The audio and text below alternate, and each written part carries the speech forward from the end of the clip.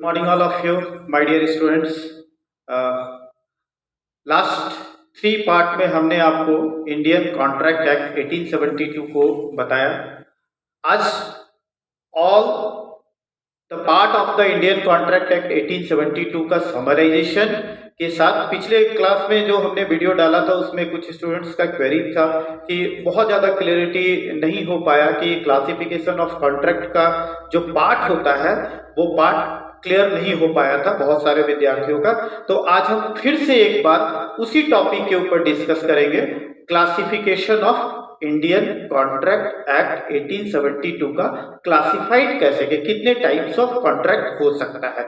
आज इस पे हम लोग डिस्कस करेंगे. मेजर चूंकि ऑलरेडी ये पास्ट वीडियो बन चुका था लेकिन बहुत सारे विद्यार्थियों का क्वेरी था कि बहुत ज़्यादा क्लियरिटी नहीं थी उस वीडियो में.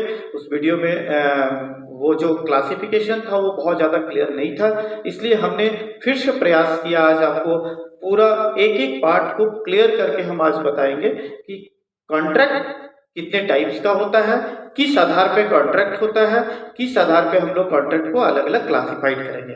उससे पहले एक छोटा सा 2 मिनट हम लोग लास्ट 2 वीडियो का एक सारांश हम लोग ले लेते हैं कि हमने बताया था इंडियन कॉन्ट्रैक्ट एक्ट का contract act 1872. Indian contract act 1872 में सबसे मेजर पॉइंट जो हमने दिखाया था कि कॉन्ट्रैक्ट और एग्रीमेंट 2 अलग अलग पहलू हैं. तो 2 अलग अलग पहलू में first agreement, second is the contract.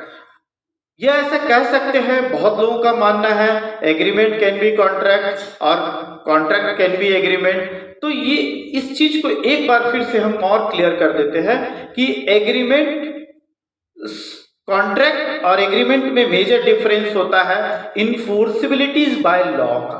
इनफोर्सिबिलिटी by law का मतलब होता है कि जिस भी एग्रीमेंट में इनफोर्सिबल बाय लॉ होता है यानी लॉफुल ऑब्जेक्ट होता है, लॉफुल कंसिडरेशन होता है, वैसे एग्रीमेंट को हम कॉन्ट्रैक्ट का पार्ट, कॉन्ट्रैक्ट का प्रारूप हम लोग कह सकते हैं. लेकिन जिस एग्रीमेंट में हमारा लॉफुल कंसिडरेशन नहीं होता, लॉफुल ऑब्जेक्ट नहीं होता, उस एग्रीमेंट को कभी भी हम लोग कॉन्ट्रैक्ट का रूप नहीं दे सकते. फॉर एग्जाम्पल हमने बताया था फर्स्ट वीडियो में कि जो सोशल एग्रीमेंट होता है, जो डोमेस्टिक एग्रीमेंट होता है, never it can be converted into the contract because in both of the domestic agreement और द सोशल एग्रीमेंट में इनफोर्सिबिलिटीज बाय लॉ नहीं होता है.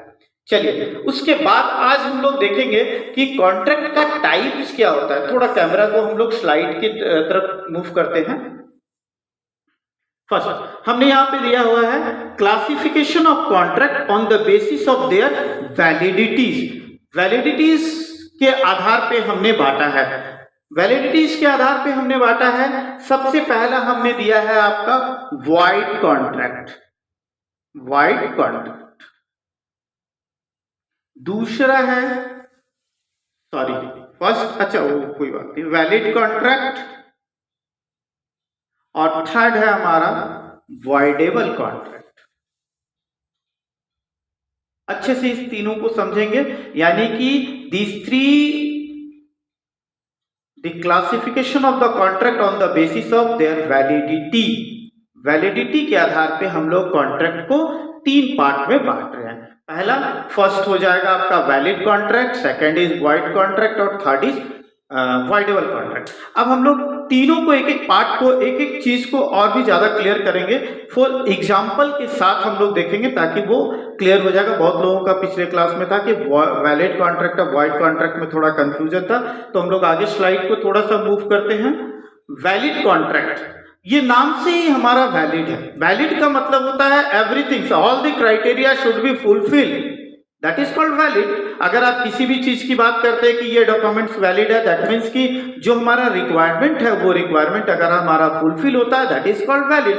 उसको हम लोग वैलिड बोलते हैं. यानी a contract that fulfil the provision under section 10. अब ये अंडर सेक्शन 10 क्या है? अंडर सेक्शन 10 में कॉन्ट्रैक्ट का पूरा पहलू है जिसके अंतर्गत एक एग्रीमेंट और एक कॉन्ट्रैक्ट तैयार किया जाता है. Under section 10 of the Indian contract act 1872 is a valid contract. यानी कि a person who fulfill the condition all the criteria of section 10 of Indian Contract Act 1872. This is called a valid contract. Next, void contract is a very important. Void contract, an agreement which was legally enforceable when entered into but which has become void due to supervising impossibility of performance. अब हम लोग देखते हैं यहाँ पे ये क्या है, बोलता है कि for a contract between citizen of China, यानी वाइट कॉन्ट्रैक्ट को एक बार अच्छे से देख लेते हैं। वाइट कॉन्ट्रैक्ट को एक बार अच्छे से देख लेते हैं, थोड़ा इधर हम लोग क्या करते हैं। वाइट कॉन्ट्रैक्ट का मतलब होता है कि कोई भी कॉन्ट्रैक्ट फर्स्ट में वो कॉन्ट्रैक्ट का प्रारूप होता है, कॉन्ट्रैक्ट होता है, वास्तविक में वो कॉन्ट्रैक्ट होता है, उसमें इन्फोर्सिबिलिटीज भी होती है। कॉन्ट्रैक्ट है तो इन्फोर्सिबिलिटी होगा ही, लॉ भी होगा, लॉफुल ऑब्जेक्ट भी है, लॉफुल कंसिडरेशन भी है। लेकिन सडनली कुछ कारण से वो क्या होता है, कॉन्ट्रैक्ट हमारा क्या हो जाता है, टूट जाता है। जैसा कि एग्जाम्पल हमने यहाँ पे आपको दिखाया है कि a contract between citizen of China and India is a valid contract during peace, but if war break out between the two countries, यानी कि पहले क्या था कि इंडिया और चाइना के बीच में बहुत अच्छे संबंध थे, तो वो दोनों के बीच में एक अच्छा कॉन्ट्रैक्ट था। But due to the war, किसी कारणवश जो वार के कारण वो क्या हुआ, वो पहले तो वो कॉन्ट्रैक्ट था, अब वो किसी कारण से जो वार हुआ उसके बाद वो क्या हुआ, वो कॉन्ट्रैक्ट क्या हो गया, दो कंट्री के बीच में टूट गया। This is called wide contract. उसको हम लोग क्या बोलते हैं, वाइड कॉन्ट्रैक्ट देखते हैं। वाइड कॉन्ट्रैक्ट का मतलब ये होता है कि पहले वो इनफोर्सिबिलिटीज था, पहले वो इनफोर्सिबल कॉन्ट्रैक्ट था, वैलिड कॉन्ट्रैक्ट, सॉरी वाइड पहले कॉन्ट्रैक्ट था, लेकिन इन केस किसी कारण से वो क्या हो गया, वो ब्रेक हो गया। This is called wide contract. बहुत ही सिंपल है, बहुत ही आसान है, थोड़ा सा समझने का प्रयास करें कि वाइड कॉन्ट्रैक्ट यानी कि जब कोई भी कॉन्ट्रैक्ट शुरुआती में इनफोर्सिबिलिटीज था, वो जब भी हम लोग जैसे ही हम लोग इंटर किए वहां पे इनफोर्सिबिलिटी था, यानी कॉन्ट्रैक्ट वाइड कॉन्ट्रैक्ट था, वैलिड कॉन्ट्रैक्ट था, due to some reason, whatever the reason. जैसा कि हमने एग्जाम्पल में आपको दिखाया कि इंडिया और चाइना के बीच में अच्छे संबंध थे, जब अच्छे संबंध थे तो दोनों के बीच में कॉन्ट्रैक्ट था, बट ड्यू टू वार और अनअवॉइडेबल सर्कमस्टांसेस, कुछ भी हो सकती है, उस कारण से दोनों में क्या हुआ, जब दोनों के बीच में विवाद होने लगा तो वो दोनों कॉन्ट्रैक्ट क्या हुआ, दोनों का आपस का कॉन्ट्रैक्ट क्या हुआ, टूट गया। This is called a wide contract. Next is voidable contract. According to section 2I, an agreement which is enforceable by law, इस बात को हम लोग पहले ध्यान से गौर करेंगे। An agreement which is enforceable by law at the option of one or more of the party but not at the option of the other is voidable contract. अच्छे से समझते हैं इसको एग्जाम्पल के तौर पे। एग्जाम्पल को हम लोग देखेंगे। ABC threatens to kill XYZ. He does not agree to sell his property at every very lower price to him. His essential element free concept is absent. अब आते हैं हम लोग अच्छे से समझते हैं इसको। हम लोग voidable contract की बात कर रहे थे। voidable contract का मतलब होता है कि कॉन्ट्रैक्ट क्या है कि ये कॉन्ट्रैक्ट हो भी सकता है, वह फिर कॉन्ट्रैक्ट को हम लोग फिर क्या हो सकता है, लास्ट में हम लोग कॉन्ट्रैक्ट नहीं भी कर सकते। जैसे कि हमने यहाँ पे दिया है कि कोई ए या XYZ कोई व्यक्ति है, बी को वो क्या करता है, थ्रेटिंग करता है। थ्रेटिंग का मतलब होता है वो दबाव डालता है। क्या चीज के लिए दबाव डालता है? The property of the B का जो प्रॉपर्टी है उसका कीमत अगर 5 लाख रुपया है एंड ए थ्रेटिंग देम कि उसको 1 लाख रुपया में उसको क्या करना है, बेच देना है, बेचना होगा। तो वो उसको क्या कर रहा है, 1 लाख रुपया में बेचने के लिए मजबूर कर रहा है, थ्रेटिंग कर रहा है। ठीक है, तो अब इस केसेस में क्या होगा, यहां पे एक चीज और है कि लिखा हुआ है कि essential element free consent is absent. Free consent का मतलब होता है जो सहमति होती है, जो कंसिडर यानी जो सहमति होता है वो एब्सेंट है। दैट मीन्स कि one of the person to threatening to the another of person and जो सामने वाला व्यक्ति है वो फ्री कंसेंट नहीं दे रहा। क्यों नहीं दे रहा फ्री कंसेंट नहीं है? क्योंकि वो प्रॉपर्टी 5 लाख की प्रॉपर्टी है एंड ए थ्रेटिंग कर रहा है उसको कि वो प्रॉपर्टी को वो 1 लाख में ही दे दे। तो उस केसेस में फ्री कंसेंट यहाँ पे एब्सेंट है। तो उस केसेस में जब भी होगा तो ये इसको हम लोग क्या बोलते हैं? वॉइडेबल कॉन्ट्रैक्ट बोलते हैं। अगर बी ने ए को ये पहले ये वॉइड हो सकता है, अगर एक बार वो वॉइड हो गया कॉन्ट्रैक्ट तो वॉइडेबल नहीं होगा कॉन्ट्रैक्ट, क्योंकि बी अगर पहले ए को कंसर्ट में ले लेता है कि हम ए प्रॉपर्टी को 1 लाख में सेल कर देंगे, अगर वो किसी को नहीं बताता है तो वो वॉइड कॉन्ट्रैक्ट यानी कि वो कॉन्ट्रैक्ट हो गया। अगर वो बता देता है तो दैट मीन्स कि वो थ्रेटिंग के साथ वो काम कर रहा है, इसलिए वो वॉइडेबल कॉन्ट्रैक्ट का एक प्रारूप होगा। नेक्स्ट हम लोग स्लाइड को थोड़ा आगे बढ़ेंगे। Unenforceable of contract, enforceable contract, it contract which otherwise valid but cannot be enforced because of some technique defect like absence of a proper stump। हमने पिछले क्लास में भी आपको बताया था कि अनइनफोर्सेबल कॉन्ट्रैक्ट किसको बोलते हैं कि due to some technical reason, due to some technical error the contract वो हो ही नहीं सकता है। जैसे मान लीजिए कि अगर हम कोई किसी के साथ कॉन्ट्रैक्ट करते हैं, one of the person A and another person is the B, जब दोनों के बीच में हम लोग कॉन्ट्रैक्ट करते हैं तो वहां पे कुछ टेक्निकल एरर के कारण वो क्या होता है, टेक्निकल एरर के कारण वो हमारा कॉन्ट्रैक्ट नहीं हो पाता। जैसे हमने भी दिखाया कि स्टंप नहीं होने के कारण वो टेक्निकल एरर था जिसके चलते वो नहीं हुआ। दिस इज अनइनफोर्सेबल कॉन्ट्रैक्ट, मतलब कि उसमें अनइनफोर्सेबल है, राइट। अब आते हैं हम लोग नेक्स्ट स्लाइड। ठीक है, आगे बढ़ते हैं हम लोग। Classification of contract. हाँ, अभी हमने ये देखा कि classification of contract on the basis of the validities, right. अब हम लोग देखते हैं the classification of contract on the basis of formation. Second is the on the basis of validity, first is the on the basis of validity and second is the formation, second is on the basis of formation. तो एक summarization के तौर पे हम कह सकते हैं कि कॉन्ट्रैक्ट का kinds of contract it's classified between 2 parts.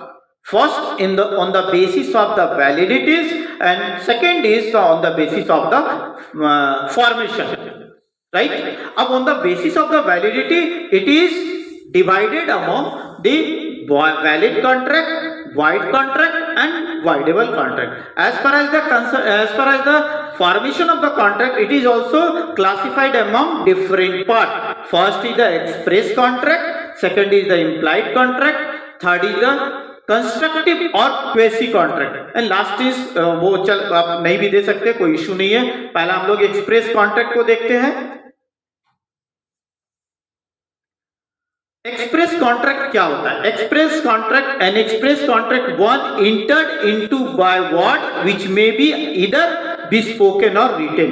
That means कि जब हम कॉन्ट्रैक्ट कर सकते हैं तो कॉन्ट्रैक्ट करते हैं तो इधर बी स्पोकन और रिटेन, वो चाहे वो वर्बली भी हो सकता है या फिर लिखित भी हो सकता है। A offer to sell his house for ₹5 lakhs to B by word of mouth और B agree to buy for it the is price by word of mouth और इन राइटिंग। यानी हम दूसरे शब्दों में ये कह सकते हैं कि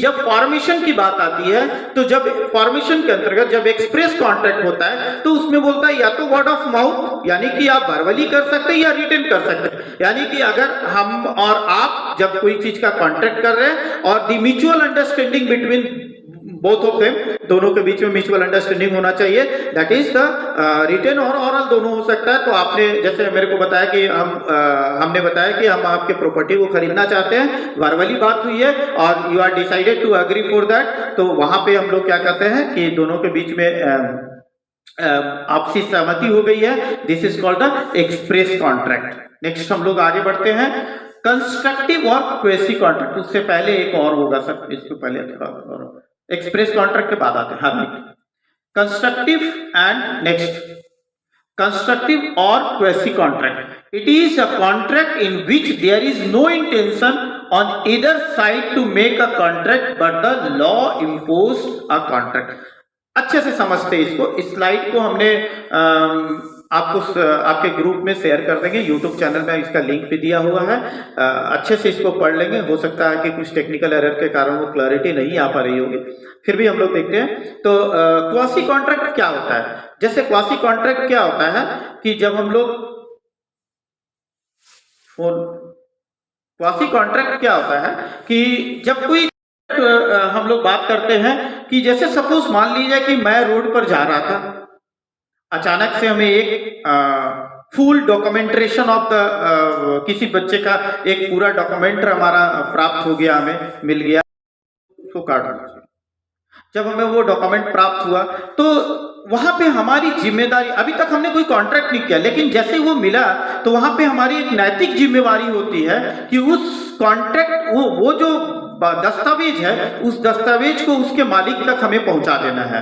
तो अब क्या है कि उस व्यक्ति के जिसका जो ओरिजिनल उसका व्यक्ति का जो डॉक्यूमेंट या दस्तावेज का मालिक है, वो और हमारे बीच में कॉन्ट्रैक्ट कुछ था ही नहीं, तो उसको हम लोग क्या कहते हैं, वो कॉन्ट्रैक्ट, एक कॉन्ट्रैक्ट जनरेट हो गया, एक कॉन्ट्रैक्ट क्रिएट हो गया, जो कि हम लोग क्वेसी कॉन्ट्रैक्ट का रूप में बात करते हैं। इससे थोड़ा जरा सा बैक आएंगे सर, एक बार और थोड़ा बैक आएंगे, और बैक आएंगे थोड़ा, एक और थोड़ा बैक आएंगे, नहीं नहीं और आगे आगे थोड़ा सा,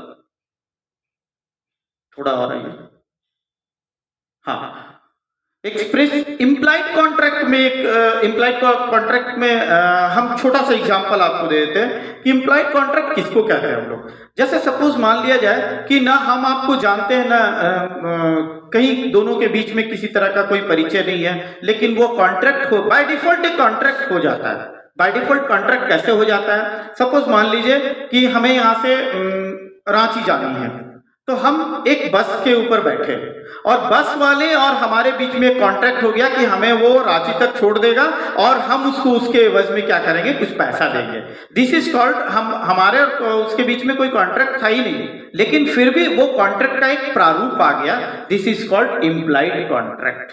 अब आज का जो पिछले क्लास में जो क्वेरीसिटी थी कि टाइप्स ऑफ कॉन्ट्रैक्ट को बहुत क्लैरिटी नहीं है, होपफुली ये वीडियो को देखकर, और ये जो पीपीटी है उसको हम लोगों ने लिंक भी, पीपीटी का लिंक भी शेयर हम उस यूट्यूब चैनल पे कर देंगे, और होपफुली आपको बहुत अच्छे से समझ में आया होगा।